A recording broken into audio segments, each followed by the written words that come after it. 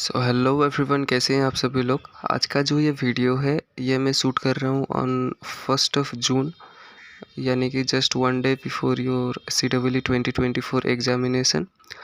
आपके एग्ज़ाम के तुरंत पहले जिन बातों को आपको ध्यान में रख के चलना होगा वो सभी बातों पर हम डिस्कस करने वाले हैं। ये सभी जो पॉइंट्स है जो आपके स्क्रीन पर विजिबल हैं इसके ऊपर हम डिस्कस करने वाले होंगे।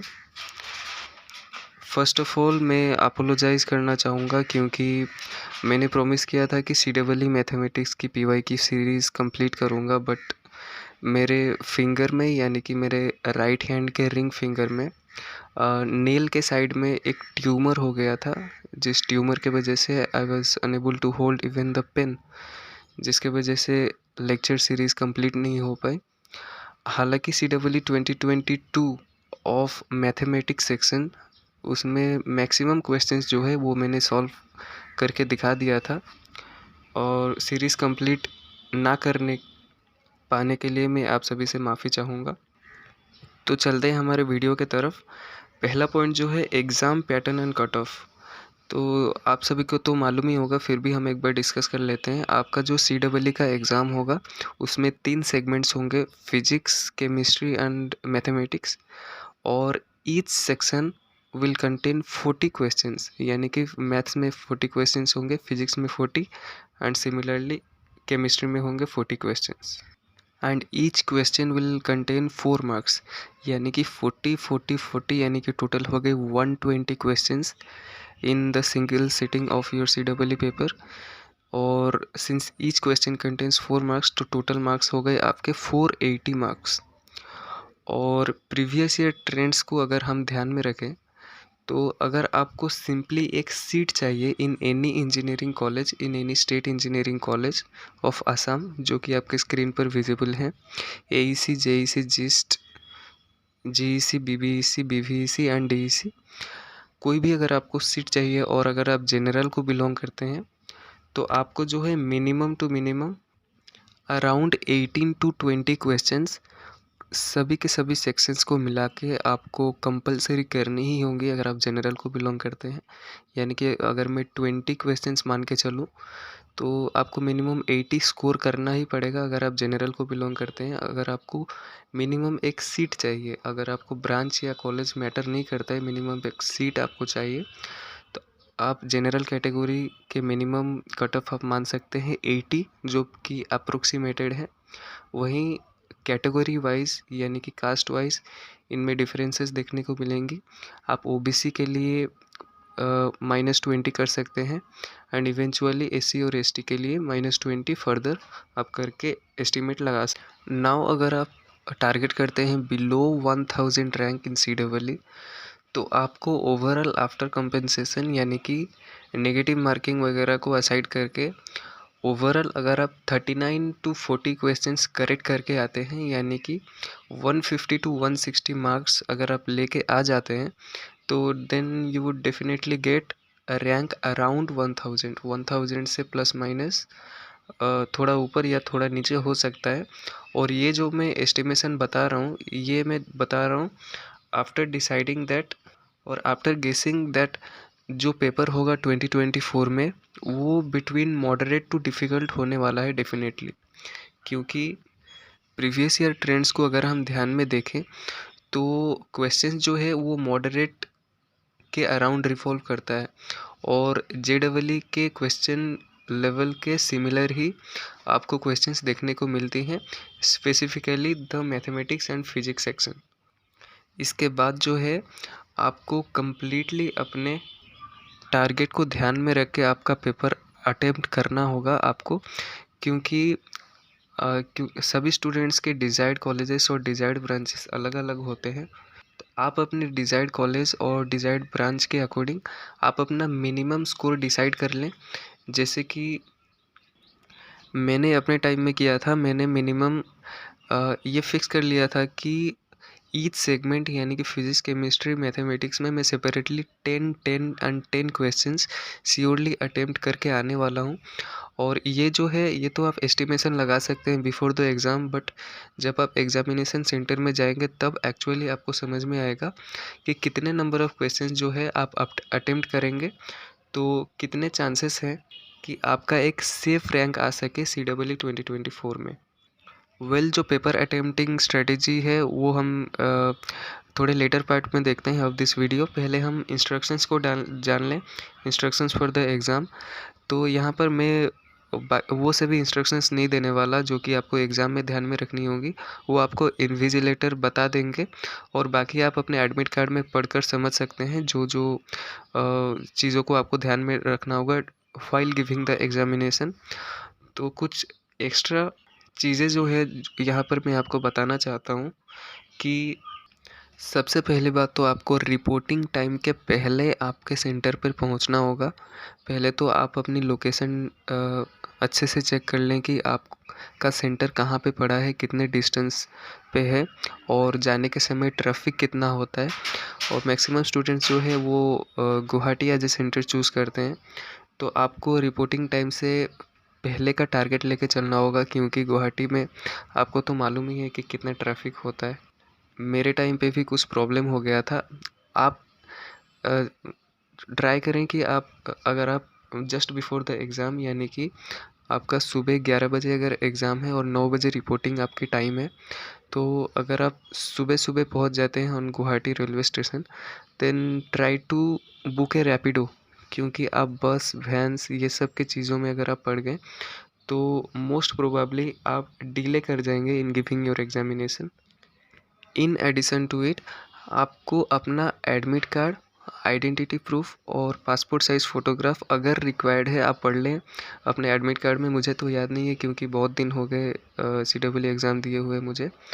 तो अब जो जो चीज़ें रिक्वायर्ड हैं आप उसको just 1 day before your examination आप उसको अच्छे से प्रिपेयर कर लें। एडमिट कार्ड आप याद से जेरॉक्स करा लीजिएगा और पासपोर्ट साइज़ फ़ोटोग्राफ भी अगर आप रिक्वायर्ड है आपके एग्ज़ामिनेशन में, क्योंकि कई बारी आपका जो एग्ज़ामिनेशन लोकेशन होता है वहाँ पर आसपास आपको डिफ़िकल्टी देखने को मिल जाएगी कोई जेरॉक्स या फिर कोई दूसरे स्टफ्स के लिए। मेरे केस में भी कुछ सिमिलर ही हुआ था कि मैंने अपना CEE एडमिट कार्ड जेरॉक्स नहीं कराया था। मैं सीधा पहुंचा गुवाहाटी रेलवे स्टेशन पे, तो वहाँ से रैपिडो बुक किया। रैपिडो बुक करके मैं सीधा अपने सेंटर पे चला गया। Centre just 1 hour before the examination time यानी कि एक जो गेट क्लोजिंग टाइम होता है उससे 1 आवर बिफोर मैं पहुँच गया था, लेकिन मेरे हाथ में एडमिट कार्ड नहीं था। तो मैंने वहाँ पर गेटमैन से पूछा यहाँ पर कोई जेरॉक्स का कोई स्टफ़ मिलेगा क्या कॉलेज के अंदर में, तो वो बोले कि अभी टाइम है, आप बाहर से करा के आइए। अनफॉर्चुनेटली जिस दिन मेरा एग्ज़ाम था उस दिन कोई फेस्टिवल भी था, याद नहीं है कौन सा फेस्टिवल था बट था। तो इतना ज़्यादा स्ट्रगल करना पड़ा मुझे, नियर बाय मार्केट से जाकर मुझे जेरॉक्स करा के लाना पड़ा 3 to 4 kilometres away from the centre. तो जस्ट 5 या 10 मिनट्स बची थी ऑफ द गेट क्लोजिंग, मतलब जिस टाइम पे no entry allowed in the examination centre. तो आप इन सब चीज़ों से ना जूझें, इसके लिए आप जो भी चीज़ें रिक्वायर्ड हैं आप उन सब को अच्छे से पढ़ के जो भी रिक्वायर्ड है आप इंस्ट्रक्शंस में अपनी पढ़ लें ऑफ योर एडमिट कार्ड और अपनी एडमिट कार्ड श्योरली जेरॉक्स करा दें just 1 day before your examination. Rank versus marks की अगर आप बात करें ऑफ 2023 CEE पेपर, तो उसमें अगर आप 100 प्लस मार्क्स लेके आ रहे थे ओवरऑल यानी कि फिजिक्स, केमिस्ट्री और मैथ्स सभी के सभी मिला के 100 प्लस, नेगेटिव मार्किंग को ऐड करके अगर आप 100 प्लस लेके आ रहे हैं तो यानी कि 110, 112 ऐसे अगर आपकी मार्क्स आ रही हैं तो इजीली आपकी जो रैंक है वो अराउंड 1000 आ रही थी, यानी कि 1000 से थोड़ा ऊपर या फिर थोड़ा नीचे।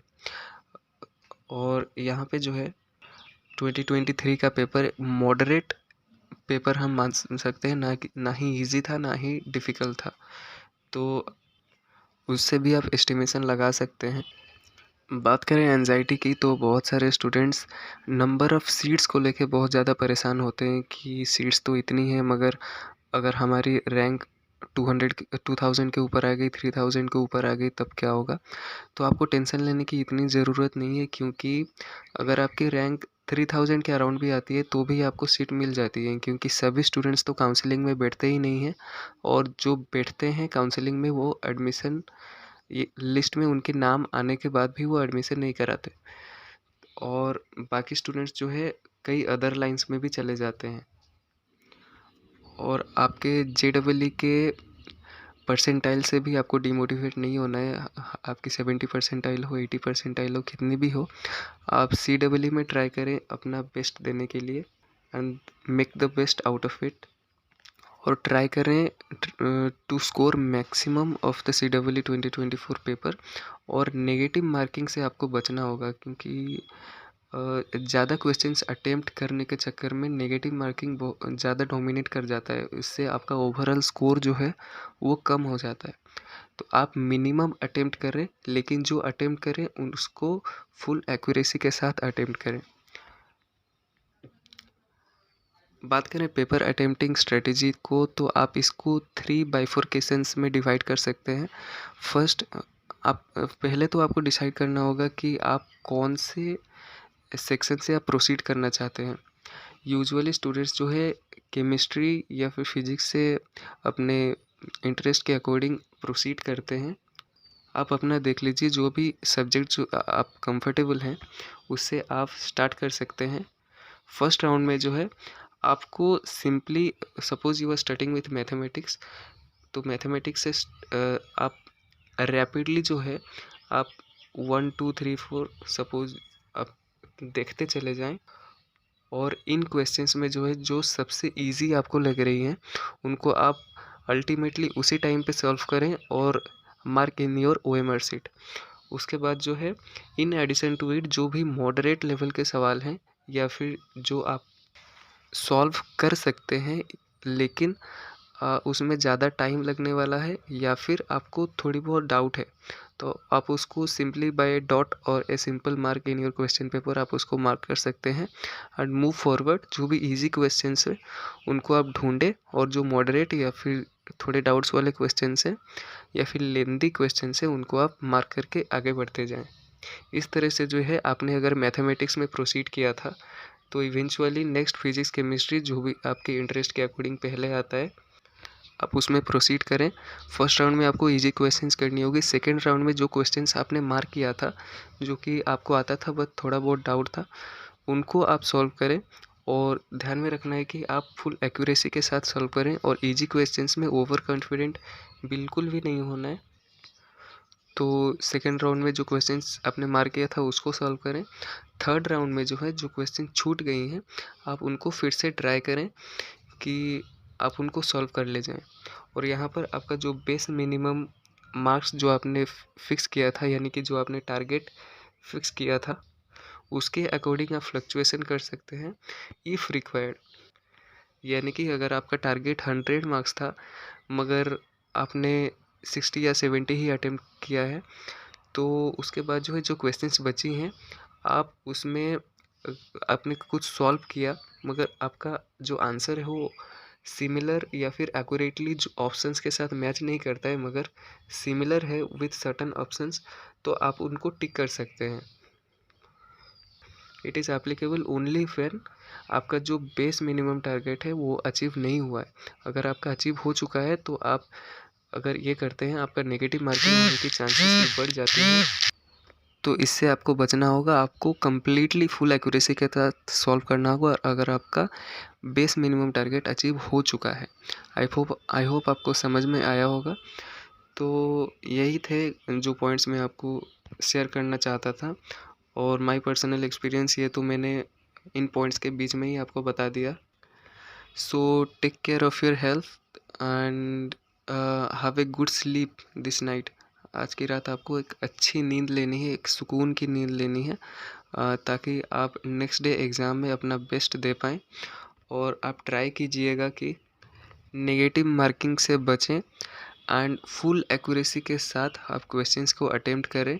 फुल कंसंट्रेशन, फुल अटेंटिव होकर आप क्वेश्चंस को अटेम्प्ट करें, तो आप जो मिस्टेक्स करते हैं वो आप नहीं करेंगे।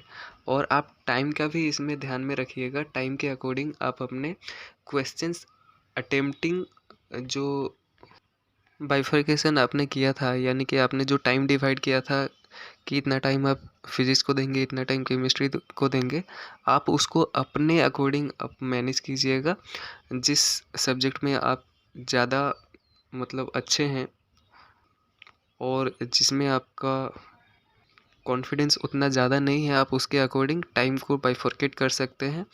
और यहाँ पर मैं एक एक्स्ट्रा थिंग आपको बोलना चाहूँगा कि जो मैथमेटिक्स के क्वेश्चंस होते हैं वो ज़्यादातर लेंदी होते हैं। तो मैथमेटिक्स में जो है आप ट्राई कीजिएगा टू सॉल्व फास्टर। और ये जो मैंने आपको क्वेश्चंस अटेम्प्टिंग स्ट्रेटजी बताई थी, इसमें आप कोशिश कीजिएगा कि मैथमेटिक्स को एंड में रखने के लिए आप शुरू फर्स्ट राउंड में जिसमें इजी क्वेश्चंस को सॉल्व करना हुआ था उसमें आप स्टार्टिंग में रख सकते हैं, लेकिन सेकंड राउंड जिसमें मॉडरेट लेवल क्वेश्चंस या फिर क्वेश्चंस विद सर्टेन डाउट्स या फिर लेंदी क्वेश्चंस जो थे उनको सेकंड राउंड के लिए आपने जो रखा था उसमें आप फिजिक्स या फिर केमिस्ट्री को पहले ख़त्म करें और नेक्स्ट में जो है मैथमेटिक्स को सॉल्व करें। तो इससे आपका टाइम मैनेजमेंट भी इम्प्रूव होगा और आप जो टाइम बचेगा उसमें बाकी सभी क्वेश्चंस भी सॉल्व कर सकते हैं। तो यही था आज के इस वीडियो में। और लास्ट टाइम में आप क्वेश्चंस प्रैक्टिस ना करें तो ही अच्छा है। आप एक अच्छी नींद लें और अपना हेल्थ का ध्यान रखें। और जो भी फॉर्मूलाज वगैरह होती हैं या फिर शॉर्ट नोट्स जो आपने प्रिपेयर किया था उनको हो सके तो आप रिवाइज कर लीजिएगा before the examination and try to give the best of yourself in the CEE 2024 examination. तो यही था आज के इस वीडियो में। मिलते हैं आपके एग्जामिनेशन के बाद। आकर आप ज़रूर कमेंट कीजिएगा कि आपका स्कोर कितना रहा एंड से द डिफ़िकल्टी या फिर लेवल